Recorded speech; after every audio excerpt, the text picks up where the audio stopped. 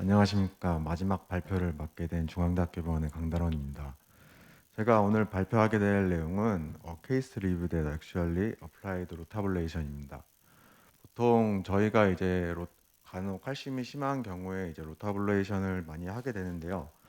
어, 그 업체 선생님들이 얘기하시는 프로토콜이 있고 이게 각 병원에 들어가게 됐을 때 병원마다의 프로토콜이 조금씩 달라지거든요. 저희는 그래서 저희 병원에서는 어떻게 준비하고 어떤 테크닉을 쓰고 이런 상황이 생겼을 때 어떻게 대처하는지 이런 것들에 대해서 좀 설명드리겠습니다. 선생님들이 모두 아시다시피 이런 칼슘 같은 경우에는 프로시저 석세스 레이트가 많이 낮아지게 됩니다. 그리고 메이스 같은 경우에도 낮아져서 이 칼슘은 프로시저를 되게 컴플렉스하게 한다. 그리고 요즘에 저희 CT 많이 찍죠. 이 칼슘 스코링도 400이 넘어가게 되면 모달리티 또한 올라간다. 그래서 칼슘은 저희한테는 사실 적이라고도 생각할 수 있는데요. 이 칼슘을 해결하기 위해 많은 도구들이 있죠. 이 커팅 벌룬, 스코어링, 그리고 NC 벌룬. 하지만 마지막에 저희가 사용하는 것들은 이제 로타가 되겠습니다. 그렇다면 로타의 인디케이션을 잠깐 살펴보면 로타는 이제 벌룬을 해도 잘 펴지지 않을 때 그리고 그럴 경우가 바로 칼시피케이션이 많을 때겠죠. 그리고 벌룬이나 스텐트가 넘어가지 않을 때 그리고 간혹 있지만 스텐트 어블레이션이 있습니다. 그리고 컨트라 인디케이션 같은 경우에는 시비어 앵글, 이센트릭 리전, 베슬이 너무 작을 때, 아니면 다이섹션이나 스파즘 있을 때, 그리고 노리플로가 있을 경우에는 컨트라 인디케이션이 되겠습니다. 이거는 첫 번째 이제 라이트랑 레프트인데요. 보시다시피 칼슘이 이렇게 덕지덕지 디퓨즈하게 있고 이런 환자를 이게 한 사람의 엔지오인데요. 보시면은 이제 교수가 PCI를 하자 그러면 첫 번째로 드는 생각은 이거 꼭 해야 됩니까? 이런 질문을 먼저 하게 되죠. 그래서 어쨌든 그 권한은 오퍼레이터한테 있으니까 다시 한번 여쭤봅니다. 이거 진짜 굳이 해야 되나요? 이거 캐비지로 가야 되는 거 아닌가요? 근데 끝까지 하자고 하면 이제 한숨 쉬면서 이제 오늘 좀 늦게 끝나겠구나라고 생각이 듭니다. 그래서 이러한 칼슘 리전들을 이제 어떻게 그러니까 처음부터 아예 초기 세팅부터 끝까지 한번 다 같이 보는 시간을 갖도록 하겠습니다. 제가 처음 이제 캣방에서 일을 배울 때만 해도 거의 저킹 가이딩 위주였습니다. 저킹 라이트나 저킹 레프트로 모든 시술을 다 하고 있었고, 근데 이게 오퍼레이터의 익스페리언스가 올라가고 스킬풀해지면서 조금 더 강한 백업을 원하게 됩니다. 방금 전 같은 환자의 경우에도 그때 당시에는 캐비지를 보냈을 확률이 더 훨씬 높겠죠. 근데 요즘에는 조금 더 많은 백업이 필요하기 때문에 레프트에는 저희는 XB나 EB를 쓰고 있고 그리고 라이트 같은 경우에는 AL, 그러니까 쇼팁 AL을 쓰고 있는데 AL을 쓰지 않는 이유는 이게 딥인게이지 되는 찬스가 되게 높습니다. 그래서 인저리를 줄 가능성이 높아서 저희는 쇼팁 AL을 주로 사용하고 있습니다. 그리고 와이어링이 좀 쉽지 않을 때 혹은 백업을 좀 더 원할 때 마이크로 카테터를 쓰고 있고 그리고 이제 이너 가이딩, 가이드 질라나 라이너를 사용해서 조금 더 많은 백업을 얻고 있습니다. 이렇게 벌룬이 넘어가지 않을 때 여기 있는 이 칼슘 때문이라고 보통 생각하는데요. 와이어를 넣고 안 넘어간다. 그럼 버디 와이어를 써서 백업을 조금 더 높일 수 있겠죠. 그리고 그래도 안 된다. 그럼 앵커 벌룬을 쓸 수도 있고. 근데 여기 보시다시피 이 칼슘에 걸려서 가이딩이 이렇게 밀리는 상황이 옵니다. 그래서 저희는 이럴 경우에 세컨 오퍼레이터, 그러니까 세컨에 서 있는 사람이 앞에 가서 가이딩을 잡습니다. 가이딩을 잡고 시스 쪽으로 조금 더 전진시켜서 텐션을 유지시킨 상태로 이 가이딩이 밀리는 것을 조금 방지하면 생각보다 이 벌룬이나 혹은 다른 디바이스가 잘 넘어가는 경우가 많습니다. 그래서 저희 병원 같은 경우는 이렇게 해서 넘기는 경우가 종종 있고요. 진짜 아무리 해도 안 되는 경우가 있죠. 이 벌룬도 안 넘어가, 이 마이크로 카테터도 안 넘어가. 그러면은 로타를 할 수가 없는 거예요. 그러면은 이제 최후의 방법인데 이렇게 왔다 갔다 할 때 이 상태에서 마이크로 카테터를 최대한 커세어면은 돌려서 박아놓고 이 플로피 와이어 제거하고 이 상태에서 로타 와이어를 넣으면 간혹 들어가는 경우가 종종 있습니다. 위험하다고 생각하실 수 있는데 어찌됐건 안 넘어가면 못하는 거니까 그보다는 한번 해봐서 이렇게 되면 할 수 있는 거니까 이런 방법도 있다라고 설명드리는 거고요. 이렇게 와이어링이 되면은 이제 버셀렉션을 하는데 저희는 혈관 크기가 2.5 이하면 1.25를 쓰고요. 2.5 이상이면은 1.5를 쓰고 있습니다. 18만 RPM으로 맞춰서 진행을 하고 있고요. 페이싱 컨시더레이션 같은 경우에는 저희는 템포러리 페이스메이커를 쓰지 않습니다. 로타를 할 때 보통 이렇게 레이트가 느려지는 경우는 라이트 도면 서커플렉스인데, 이럴 경우에는 환자한테 헛기침을 하라고 해서 이제 레이트를 다시 돌아오게 하거나, 그래도 안 돌아오면 아트로핀을 주로 쓰고 있고요. 에어 플러싱을 잘 해줘야죠. 이제 칵테일을 이렇게 셀라인, 헤파린, 엔티지를 섞어서 하고 있는데, 초기에 에어를 잘 빼는 게 참 중요하다고 생각합니다. 그 펌핑백에 꼽을 때 너무 세게 바로 틀어버리면 에어가 라인에 너무 많이 차서 중간중간 계속 에어가 나오는 경우 있는데, 살살 잘 조절해서 에어를 빼면 되겠고,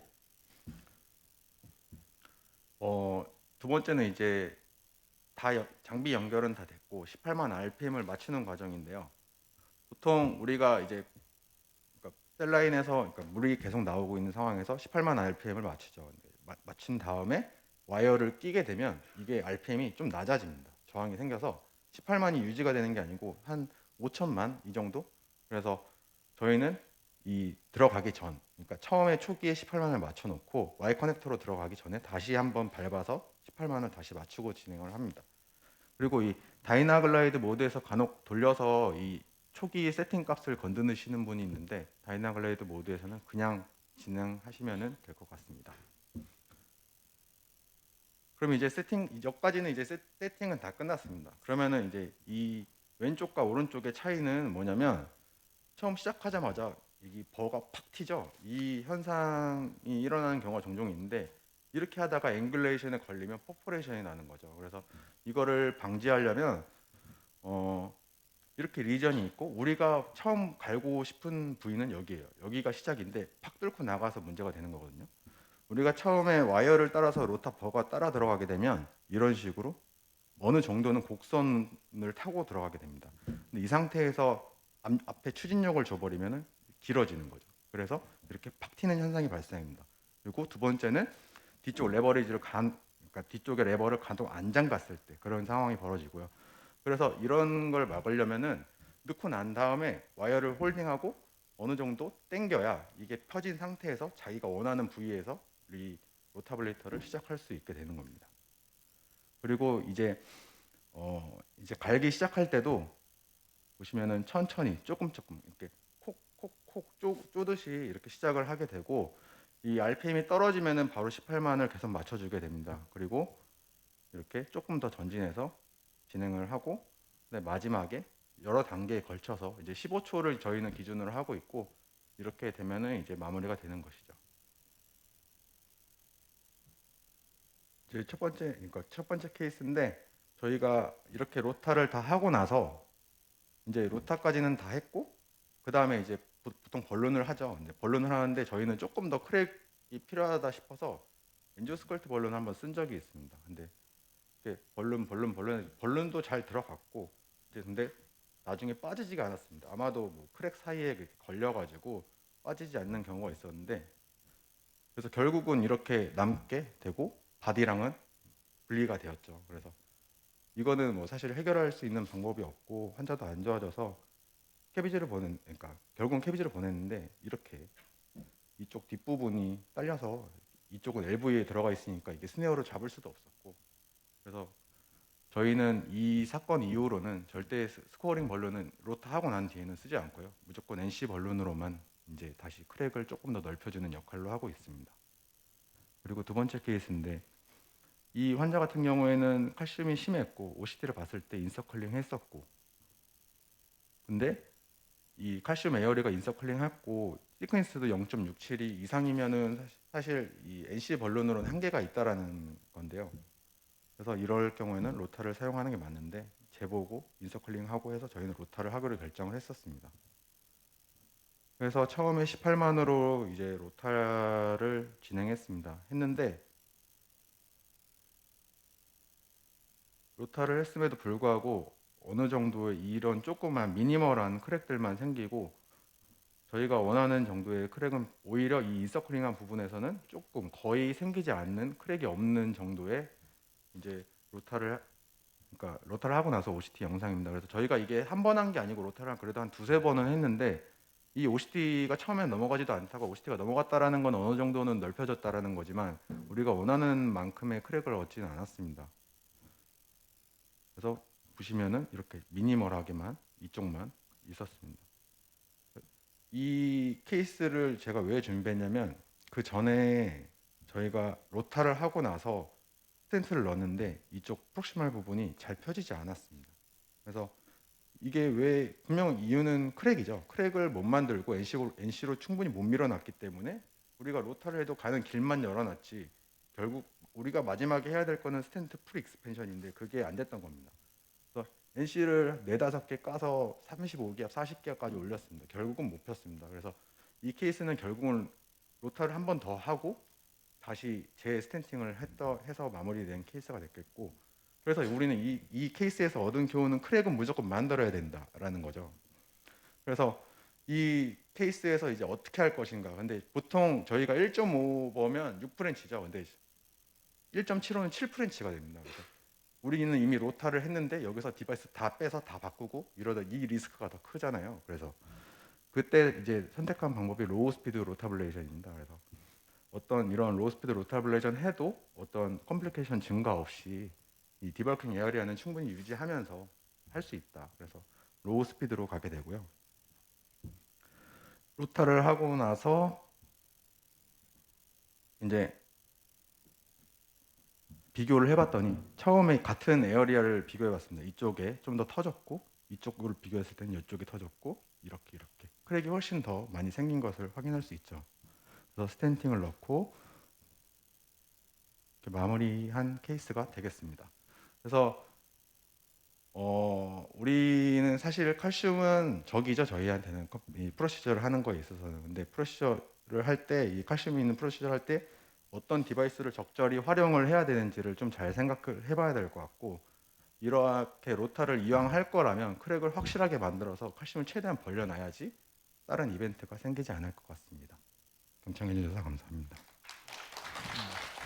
네, 강다란 선생님 고맙습니다.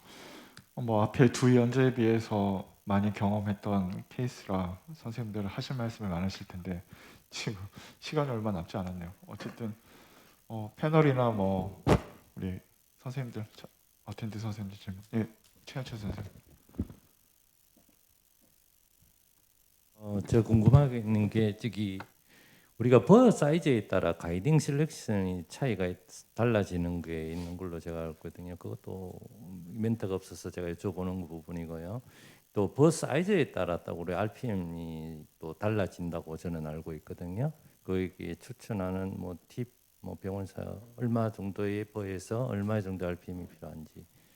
미리 준비할 때 아까 1.5볼을 썼을 때 가이딩이라든지 보통 뭐 저희 같은 경우에는 1.75를 초반에 잘 쓰질 않습니다. 그래서 만약에 우리가 애초에 베슬이 커서 1.75로 베이스를 시작을 한다면 7프렌치를 썼겠죠. 근데 보통은 그렇게까지는 하진 않고요. 일단 1.5가 무조건 베이스로 갑니다. 1.5를 이게 베이스로 가다 보니까 중간에 가이딩을 바꾸기 어려운 부분은 있고요. 그래서 근데 보통은 1.5로 잘 되거든요. 근데 안 될 경우에 이런 방법도 있다라는 것을 설명드린 겁니다.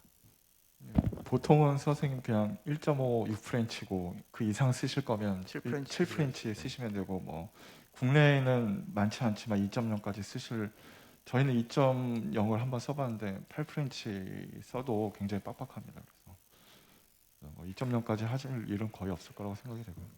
네, 또 다른 선생님. 이게 선생님. 강의 잘 봤고요. 애시당초 그 로타라는 그 프로시저를 할 때 처음부터 7프렌치로 바꿔서 했으면 좀 더 좋았을 거라고 생각을 하고, 로타를 한다고 해서 크랙이 많이 생기는 건 아니거든요. 크랙이 생기면 물론 좋겠지만 로타는 왠지 그 베슬이라든가 칼시파이드 리전을 약간 스무스하게 만들어주고 그 후에 우리가 프리벌론으로 NC를 사용하거나 그런 걸로 통해서 크랙을 더 넓혀주는 게 더 좋지 않나 그런 생각이 드네요. 근데 이게 로타로 크랙을 만들고 벌려서 벌어지면 다행인데요. 안 벌어졌을 경우에는 로타를 어떻게 해서든 다시를 하든 무조건 크랙은 조금 아까 저희가 로타를 하고 나서 보셨듯이 크랙이 전혀 생기지 않았거든요. 길은 열렸어요. OCT가 들어갔으니까. 근데 이럴 경우에 스텐팅을 하면 나중에 안 펴질 수가 있다는 거죠. 그래서 크랙을 어느 정도는 끊어놓고 NC를 충분하게 벌려지면은 이제 마무리가 된 것 같습니다. 임세영 선생님. 아 예.